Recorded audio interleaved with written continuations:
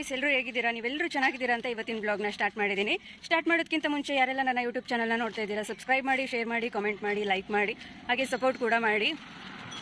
ವಿಷಯ ಏನು ಅಂತ ಆಲ್ರೆಡಿ ನೀವು ತಮ್ಮನಲ್ಲಿ ನೋಡಿದ್ದೀರಾ.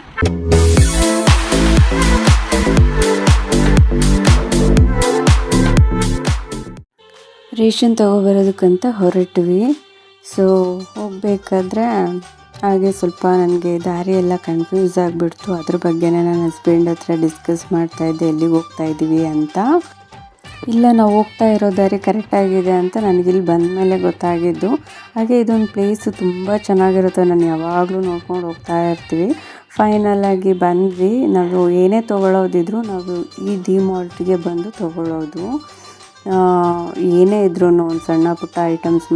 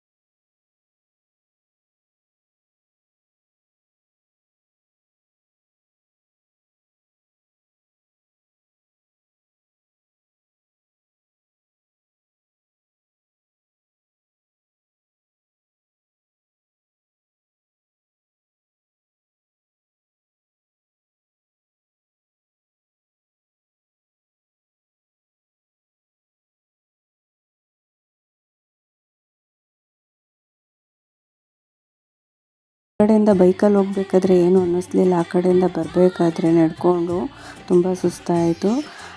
ಅಂತೂ ಮನೆ ಹತ್ರ ಬಂದ್ವಿ. ತುಂಬ ಸುಸ್ತಾಗಿತ್ತಲ್ಲ, ಮನೆ ನೋಡಿದ ತಕ್ಷಣ ಒಂದ್ಸಲ ಸಮಾಧಾನ ಆಯಿತು.